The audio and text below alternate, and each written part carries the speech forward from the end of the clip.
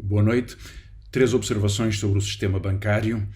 A Mariana Mortágua é que é especialista de bancos e de banqueiros, mas vai-me permitir estas observações. A primeira é a mais conhecida e sou muito breve sobre ela. Na crise da dívida soberana, que na recessão de 2009 e na crise da dívida soberana que se lhe seguiu, 2011, houve um fortíssimo reajustamento do sistema bancário português, com o envolvimento em garantias e em despesas diretas do Estado da ordem dos 20 mil milhões de euros. Uma parte de outras verbas ainda se podem vir a acrescentar, em particular nas tranches que o novo banco, à luz do contrato leonino que assinou, a Lone Star em particular, pode vir a cobrar no contexto dos compromissos do Estado.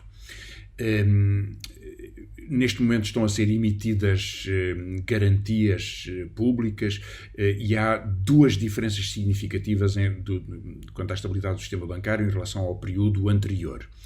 A primeira é um pouco melhor.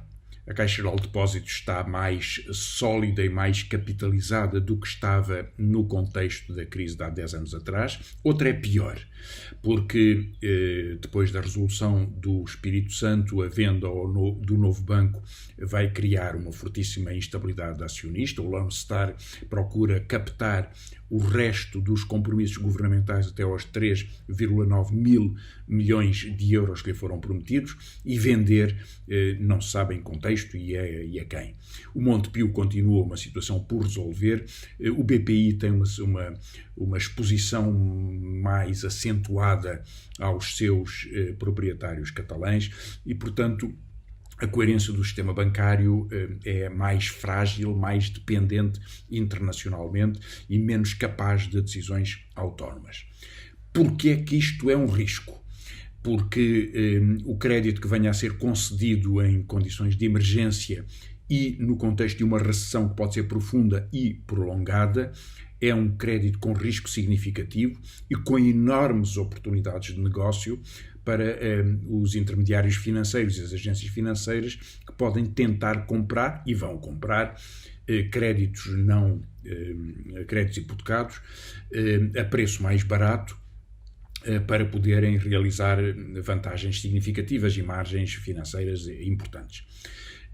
E, por outro lado, porque a exposição do Estado a estas garantias acentua a dívida pública comprometida com o sistema bancário, o que o sistema bancário tem instrumentalizado com muita facilidade, dado o seu poder perante o poder político. Qual é a alternativa que existe? A Caixa Geral de Depósitos, por um lado, mas, sobretudo, visto que Portugal não tem um banco emissor, ou seja, não controla a sua política monetária e também a sua política cambial, mas a política monetária é o que mais importa para este efeito, e esse assunto foi discutido num outro painel deste ciclo Vencer a Crise. Não tendo essa capacidade, ou até vir a ter essa capacidade, só tem um poder em que pode exercer a sua capacidade soberana, que é o controle da emissão de crédito e das transferências de capital. A emissão de crédito, em particular, tem uma enorme importância porque substitui a emissão monetária em alguma escala e gerir o processo de uma política industrial ou de uma política económica através da orientação do crédito é um poder que Portugal não pode abdicar. Qual é o obstáculo a isto? União bancária. Ou seja, a autoridade que o Banco Central Europeu tem para dirigir os principais bancos portugueses, para poder impor a sua resolução em caso de dificuldades ou poder gerir processos de transição e até regras da sua operação. É claro que a União Bancária é um poder ameaçador, também é certo que houve já pelo menos um contexto, o contexto italiano, com a crise de vários bancos do norte de Itália, em que as autoridades italianas não aceitaram as regras que estão escritas no contexto da União Bancária. E, portanto, impuseram a sua própria solução para preservar e reorganizar estes bancos sem ser no âmbito de uma resolução gerida pela União Bancária, e fizeram bem.